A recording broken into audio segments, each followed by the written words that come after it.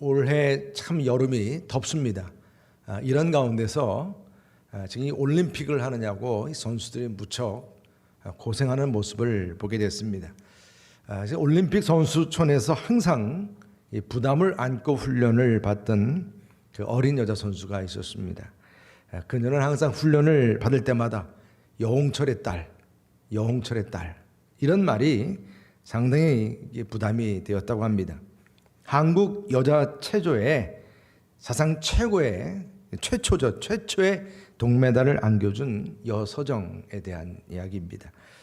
처음 올림픽을 참가한 중학감도 있었지만 고난도 6.2짜리 기술을 아주 완벽하게 수행했습니다.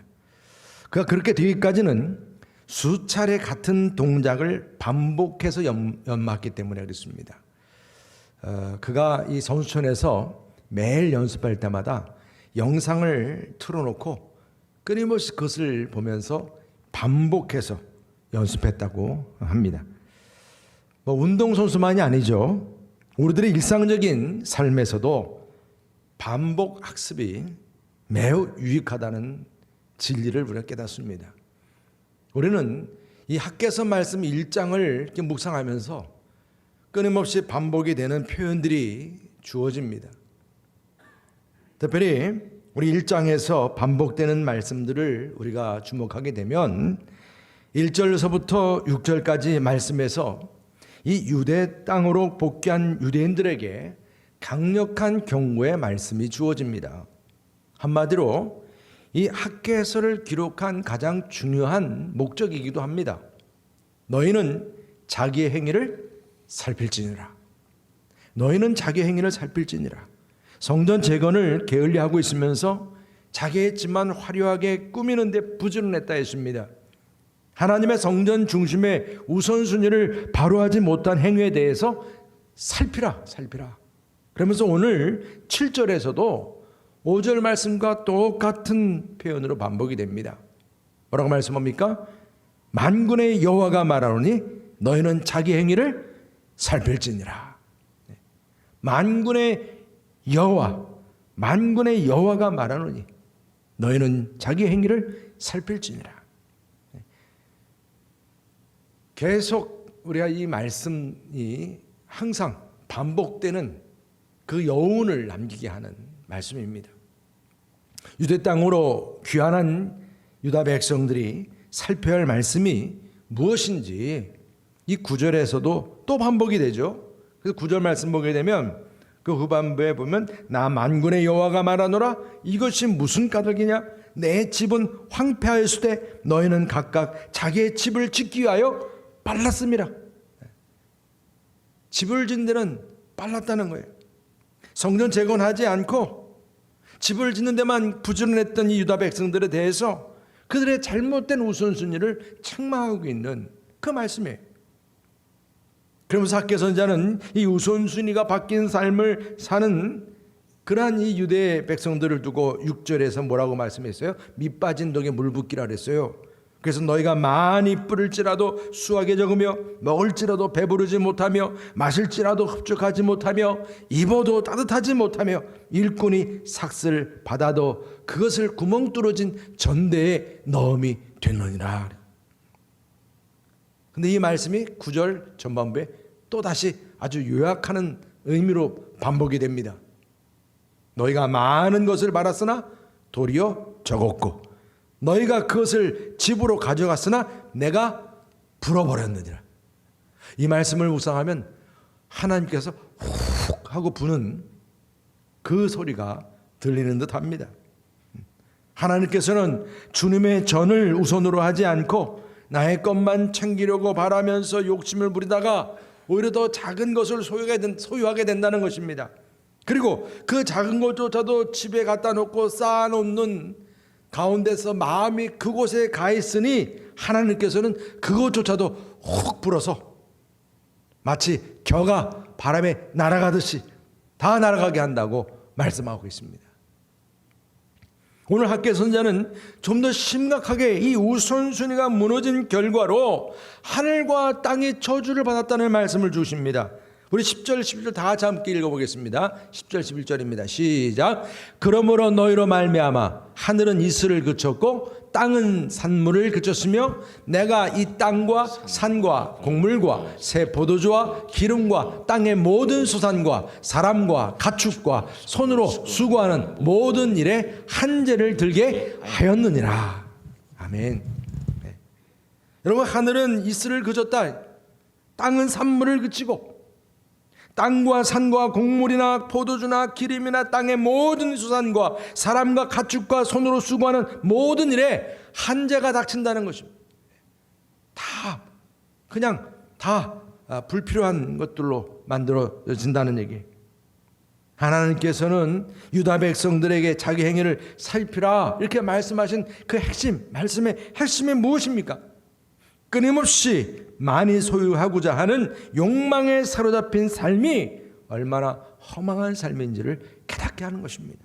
지금 유대 백성들의 삶이 자기 배만 채우는 일에만 몰두해서 아무리 많은 것을 채워도 부족하다는 거예요. 이들에 대해서 요한 사도가 이렇게 말씀했죠. 요한일서 2장 16절에 보면 이는 세상에 있는 모든 것이 육신의 정욕과 안목의 정욕과 이생의 자랑이니 다 아버지께로부터 온 것이 아니요 세상으로부터 온 것이라. 이렇게 욕심을 부리며 채우고 쌓아도 하나님이 훅 불면 그 바벨탑이 한순간 그렇게 무너지듯이 말입니다. 그렇게 한순간에 날아간다는 말씀이에요. 에덴 동산에서 아담과 하와는 하나님과 모든 것을 누리며 살았어요. 또 그렇게 살 수 있었습니다. 그러던 그들이 사탄의 유혹을 받았습니다. 하나님께서 먹지 말라고 했던 선악과를 따먹었습니다. 아담과 하와의 이 불순종이 하나님과 언약 관계가 깨지고 결국 에덴 동산에서 쫓겨나게 되었습니다. 그뿐입니까? 땅이 저주를 받았습니다. 창세기 13장 18절 19절 말씀 보면 땅이 내게 가시덤불과 엉겅퀴를 낼 것이라. 내가 먹을 것은 밭의 채소인즉 내가 흙으로 돌아갈 때까지 얼굴에 땀을 흘려야 먹을 것을 먹으리니 내가 그곳에서 취함을 입었음이라. 너는 흙이니 흙으로 돌아갈 것이니라 하시니라. 여러분, 이 땅이라고 하는 것이 하나님의 창조에 있어서는 매우 중요한 역할을 했습니다. 죄가 오기 전 이 땅은 하나님의 명령을 아주 수행하는 귀한 도구였어요. 흙 가지고 뭘 만들었어요? 우리 사람, 인간까지 만들지 않았습니까? 흙으로 말입니다. 그런데 죄가 들어오면서 이 땅의 저주를 받고 엉겅퀴를 내고 가시덤불을 내고 하는, 그래서 사람이 땀을 흘리고 일을 해야, 그래야 겨우 열매를 얻을 만큼 그 땅이 저주를 받았어요. 땅이 황폐해지고 한재를 입게 되었다는 이 유다 백성들이 지은 죄, 그 죄로 인한 저주요 대가를 말씀하는 거예요.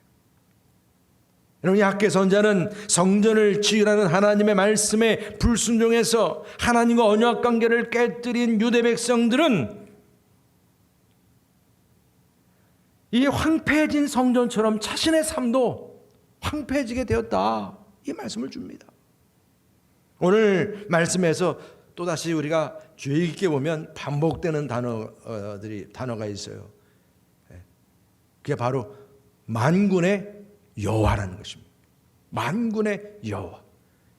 1장에서만 8번이 반복이 되고요, 2장에서는 10번이나 반복이 돼요. 이건 여러분 1장과 2장에 걸쳐서 18번이나 이렇게 반복이 되는 표현은요, 큰 의미가 있는 것입니다. 지금 이 유대인들에게 반복해서 말씀을 강하게 경고하는 주체가 야훼 선지자가 아니라는 거예요. 만군의 여호와 하나님이라는 것입니다. 2장 8절 9절 이렇게 말씀합니다. 은도 내 것이요 금도 내 것이니라. 만군의 여호와의 말이니라. 이 성전의 나중 영광이 이전 영광보다 크리라. 만군의 여호와의 말이니라. 내가 이곳에 평강을 주리라. 만군의 여호와의 말이니라. 이 만군의 여호와의 대한 단어가 계속 반복되는 대표적인 본문을 제가 여러분들에게 말씀드렸어요.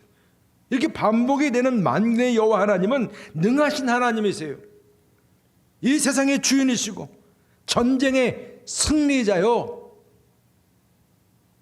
그분이 하시면 하늘에서 이슬도 그치고 비도 그치게 하시는 하나님이세요. 땅이 저주를 받고 산물을 내지 못하게 하시는 분이시고 사람들이 농사를 해서 거둔 재물 곡물까지도 다 한재가 들어서 먹지 못하게 만들고 사용할 수 없게 만드시는 분이 만군의 여호와 하나님이시라.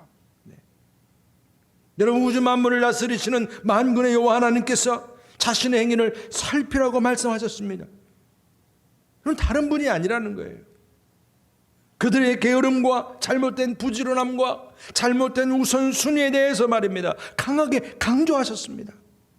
유대 백성들은 자신들이 바벨론 포로에서 해방돼 가지고 유대 땅으로 돌아오게 하신 이 만군의 여호와 하나님을 잊어버렸습니다.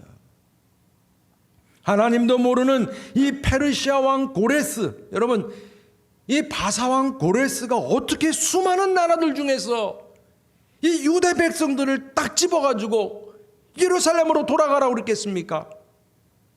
그것도 다른 목적이 아니라 하나님의 성전을 짓도록 자유를 주셨습니까? 하나님도 모르는 고레스에게 말입니다, 어떻게 하나님의 성전을 지으라고 이 명령이 줘졌냐는 거예요. 여러분, 한번 다 같이 읽어볼까요? 에스라서 1장 1절부터 3절까지 한번 다 같이 함께 읽어보겠습니다.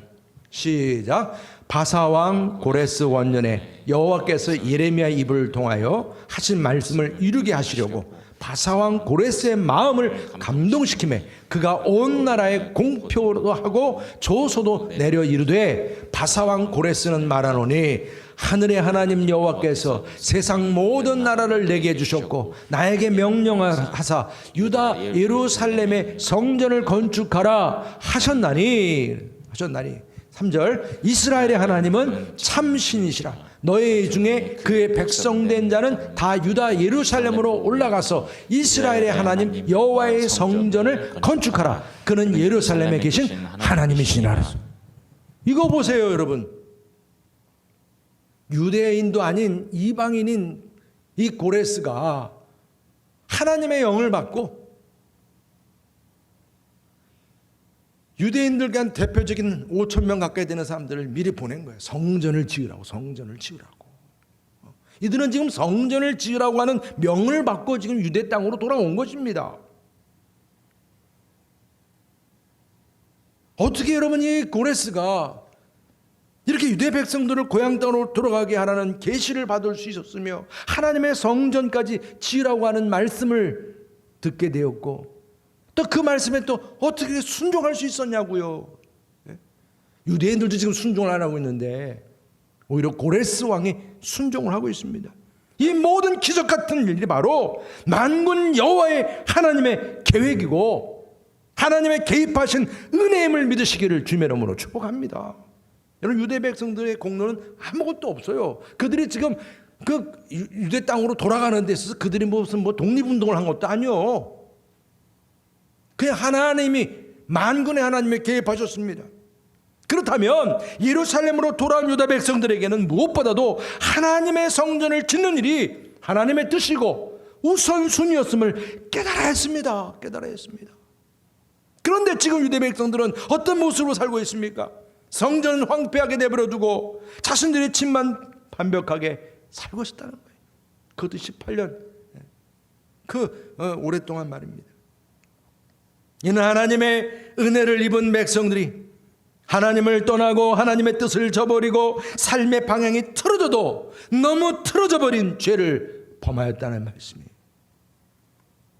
이들이 존재하는 가장 큰 이유는 만군의 여호와 하나님과 언약의 파트너로 살아가는 일입니다. 바벨론에서 해방되어 고향 땅으로 돌아왔을 때 하나님께 감사하며 기뻐했던 그 처음 사랑과 기쁨을 다시 회복해야 했습니다. 하나님의 말씀을 듣고 순종해야 했습니다. 이들은 만군의 여호와 앞에서 정신 차리고 하나님을 알고 회개하고 돌이켜야 한다는 이 강한 메시지를 받게 된 것입니다. 여러분, 성경은 인간이 하나님 앞에 죄를 자백하고 돌이킬 때에 어떤 회복을 주신다고 말씀하십니까? 우리 호세아서 말씀 우리 2장 21절 다 함께 읽어보겠습니다. 22절까지 시작. 여호와께서 이르시되 그날에 내가 응답하리라. 나는 하늘에 응답하고 하늘은 땅에 응답하고 땅은 곡식과 포도주와 기름에 응답하고 또 이것들은 이스라엘에 응답하리라. 아멘. 이 회복이에요. 또 우리 6장 1절부터 2절 다 함께 읽어보겠습니다. 시작. 오라 우리가 여호와께로 돌아가자. 여호와께서 우리를 찢으셨으나 도로 낫게 하실 것이요 우리를 치셨으나 싸매어 주실 것임이라. 여호와께서 이틀 후에 우리를 살리시며 셋째 날에 우리를 일으키시리니 우리가 그의 앞에서 살리라. 할렐루야. 여러분, 만군의 여호와 하나님은 하나님의 뜻을 따라서 다시금 신앙의 우선순위를 바로 하겠다고 결단하면 이 땅을 회복시키고 다시 열매를 맺게 한다고 약속해 주십니다. 하나님은 유대 백성들의 땅이 다시 회복되고 열매 맺도록 말입니다. 오늘 무엇을 하라고 말씀을 하고 계십니까? 학교의 선자는 하나님의 가장 큰 뜻을 선포합니다.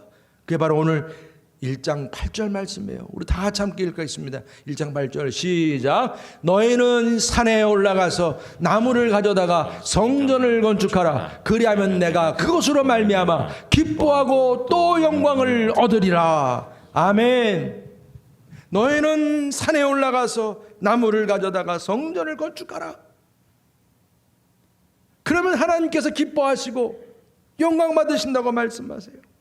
여러분, 하나님은 이스라엘 백성들이 광야 가운데서 성막을 만들게 하고 그래서 그 성막에서 하나님을 만나고 죄를 용서함 받고 치유받고 구원받는 길을 얻게 했습니다. 지금 하나님께서는 이 백성들의 회복을 위해서 우선으로 해야 할 일이 무엇이냐, 그걸 알려주고 계시는 거예요. 산에 올라가서 나무를 가져다가 성전을 건축하라. 하나님을 알고 만나는 그 자리를 회복시키도록 말입니다. 이 성전이 하나님을 만나는 그 축복의 통로임에도 불구하고 이것이 황폐해져 있으니 그 하나님을 만나는 자리인 그 성전을 다시 회복하라는 거예요. 이 일만이 진정 하나님을 기쁘시게 하고 영광을 돌리게 하는 일이라.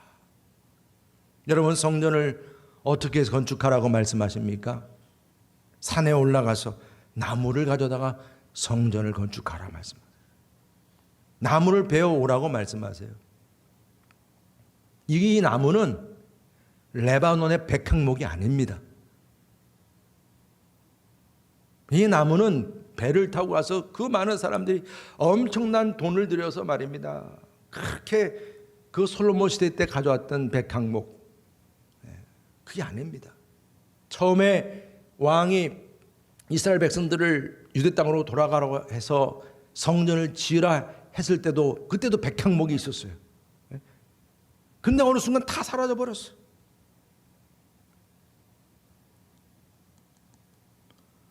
특별히 여기서 그 산에 올라가라 할 때 그 산에는 정관사가 붙어 있는 산이에요. 이 산은 이들이 모르는 산이 아니라는 거예요. 바로 그 산, 너희들이 알고 있는 바로 옆에 있는 뒷동산 같은 알고 있는 산입니다. 솔로몬 시대 백향목을 가져온 산이 아니라 모든 공동체 식구들이 잘 알고 있는 가까운 곳에 위치한 산입니다. 그 산에 가서 나무를 마련하라는 거예요. 유다 백성들은 지금 상당히 경제적으로 어려운 가운데 있는 것은 맞아요. 지금 코로나 시대보다 더 힘들었을 거예요, 그 사람들은.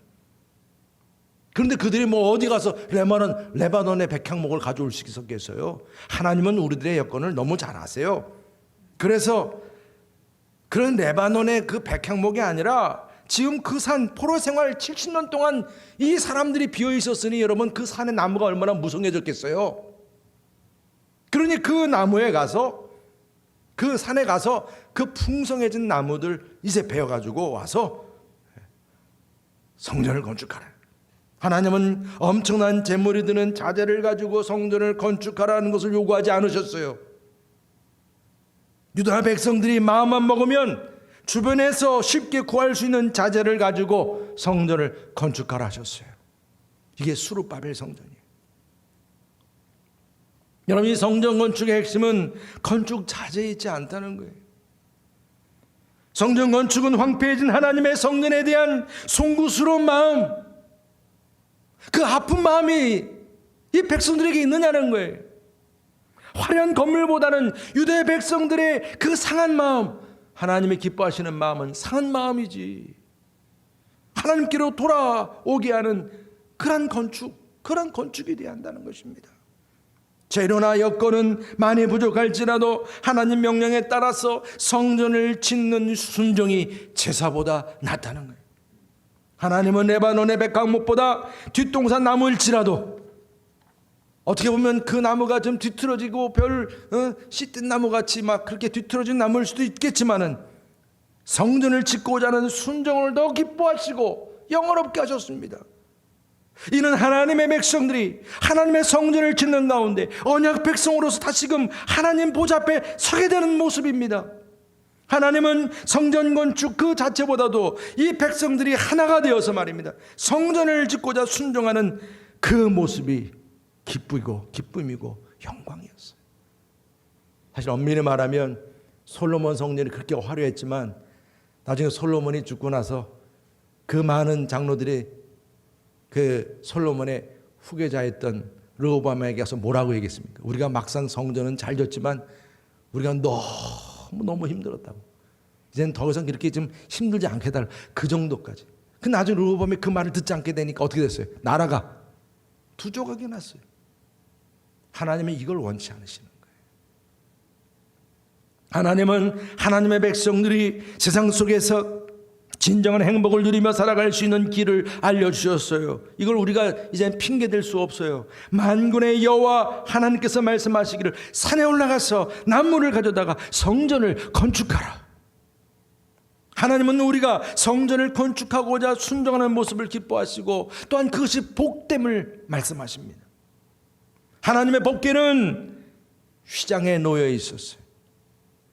그리고 자신은 백향목으로 지은 아름다운 궁전에서 누워 지내는 모습을 미안해했던 다윗이, 하나님의 성전은 저렇게 그 법궤가, 하나님 법궤가 그렇게 후줄그레하게 그냥 놓여 있는데 자기는 이렇게 화려한 왕궁에서 지내고 있으니 이게 너무나 미안하다.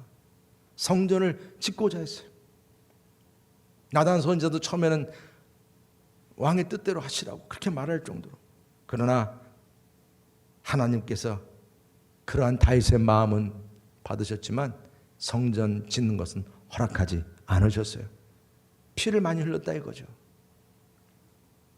그러나 하나님께서 이 다윗의 성전 짓기를 허락하지 않았지만 성전을 짓고자 했던 다윗의 마음은 칭찬했어요.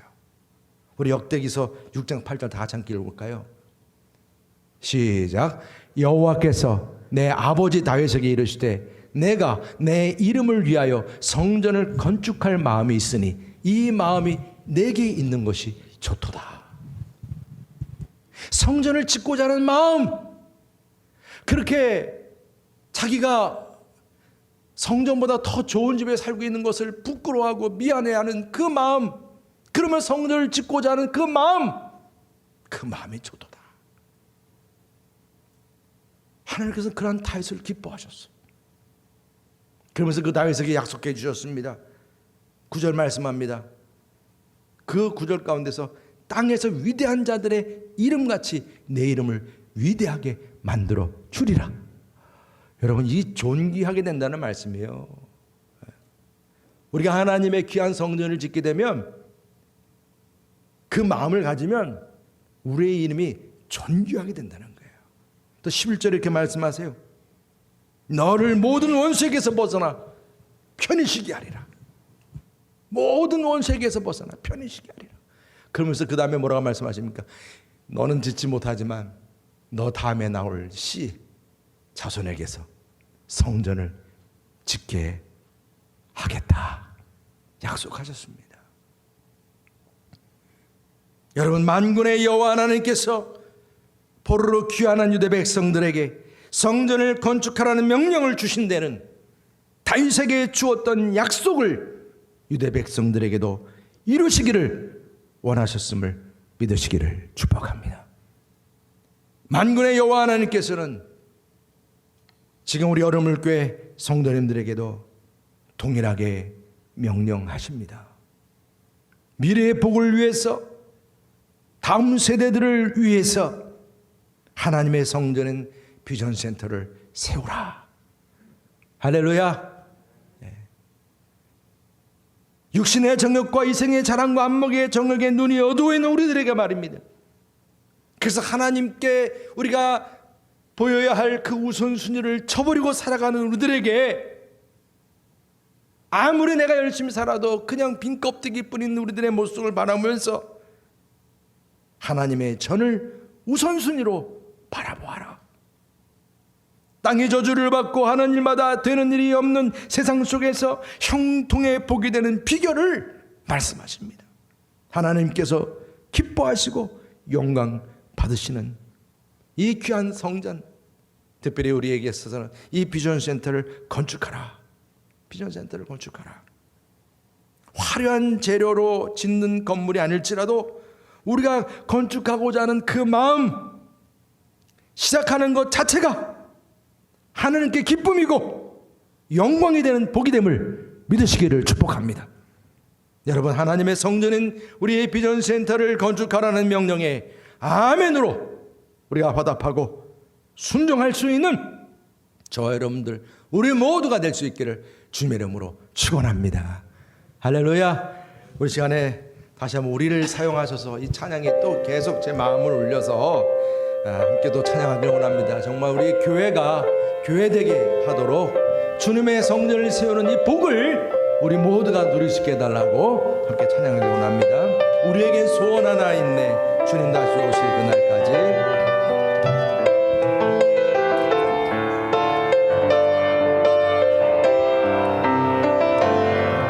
우리에게 소원이 하나 있네. 주님 다시 오실 그날까지 우리 가슴에 새긴 주의 십자가 사랑, 나의 교회를 사랑케 하네.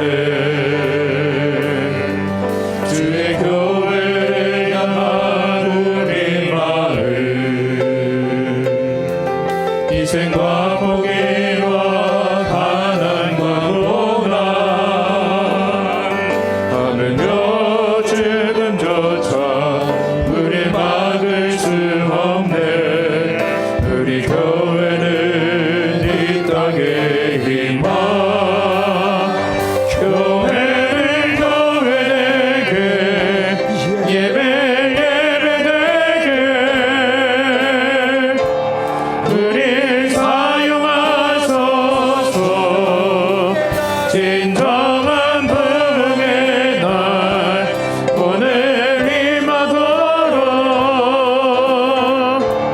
우리 사용하소서. 우리에게 소원이 하나 있네. 주님 다시 오실 그날까지 우리 가슴에 새긴 주의 십자가 사랑, 나의 교회를 사랑케 하네. 주의 교회를 향한 우리 마음, 희생과 포기와 가난과 고난 하물며 죽음조차 우리 막을 수 없네. 우리 교회는 이 땅의 희망, 교회를 교회되게 예배를 예배되게 우리 사용하소서. 진정한 부흥의 날 오늘